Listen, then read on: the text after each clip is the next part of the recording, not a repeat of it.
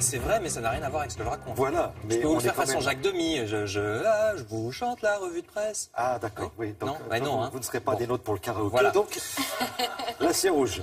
Bon, dites-moi, c'est le bloc-notes artistique et culturel. Et je commence la culture, on n'en parle pas beaucoup, j'ai l'impression. Je commence avec l'humanité. L'humanité interpelle les candidats à la présidentielle sur ce problème parce que, figurez-vous qu'il y a de moins en moins de bibliothèques dans les quartiers populaires notamment. 2 bibliothèques viennent par exemple d'être fermées à Grenoble, à Sevran. En région parisienne, le personnel a fait grève contre le manque de moyens parce qu'il n'y a plus d'argent. Il y a aussi une nouvelle politique qui consiste à faire ce qu'on appelle des 3e lieux, c'est-à-dire des établissements culturels un peu mixtes où il y a des livres, mais pas seulement. Alors les partisans de ce système disent que ça attire davantage le public qui pourrait être impressionné par une bibliothèque classique, mais les opposants disent peut-être, mais il y a beaucoup moins de livres dans ces endroits-là, c'est plus des bibliothèques. En tout cas, les budgets n'ont jamais été aussi bas pour les bibliothèques municipales.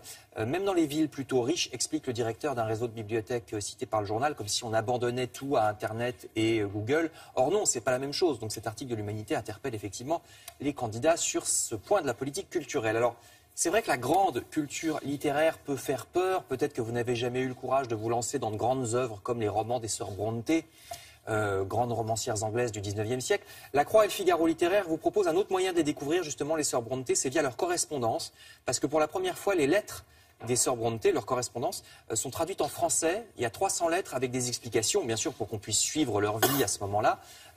C'est une plongée dans ce que pouvait être la vie d'une femme de bonne famille il y a 200 ans, un peu comme leur roman. Mais là, c'est par leur correspondance. C'est un livre qui vient de paraître, qui rassemble leurs lettres. C'est aux éditions du Quai Voltaire. Et puis il y a une correspondance également qui vient de sortir, nous dit le Figaro littéraire, c'est celle du capitaine Dreyfus. Alors lui aussi très célèbre à son corps défendant pour avoir été le centre d'une erreur judiciaire. Alors lui, c'était pas un écrivain. Et justement, c'est intéressant pour une fois de lire ce qu'il avait dans la tête. On découvre un homme très patriote qui comprend pas l'agressivité dont il est victime. Le livre sort chez Grasset. Et je referme cette page littéraire avec des photos parce que Libération fait un article sur les portraits photos des grands écrivains classiques. Vous voyez ici, alors dans l'ordre, à gauche c'est Mallarmé, au centre c'est George Sand et à droite c'est Verlaine. Alors ça aussi c'est un livre, l'écrivain vu par la photographie aux presses universitaires de Rennes. C'est très intéressant de voir d'une part la tête qu'ils avaient et aussi de voir leur rapport avec la starification. Parce que déjà à l'époque, il y a ceux qui en jouent, il y a ceux qui au contraire n'aiment pas ça, qui fuient un peu la presse et les portraits. Vous lirez ça dans l'IB. Donc vous voyez 3 aspects pour aborder la littérature autrement, surtout si vous n'avez pas de bibliothèque dans votre quartier. Je termine avec également des images.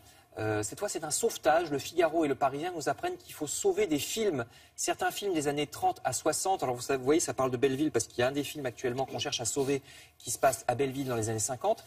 Certains films ont leur copie très abîmée, donc ils sont en danger. Ces films pourraient même disparaître. Il y a un appel aux dons pour restaurer les pellicules et ensuite fixer le film sur un support durable, support numérique par exemple. Même les fameux tontons flingueurs sont menacés, ou le Grand Bleu, ou la Folie des grandeurs. Parce que même quand la pellicule est encore en bon état, il faut convertir dans des nouveaux formats pour continuer à pouvoir les diffuser à la télévision, où on ne peut plus guère passer de pellicules anciennes. Et ça coûte 100 000 € par film.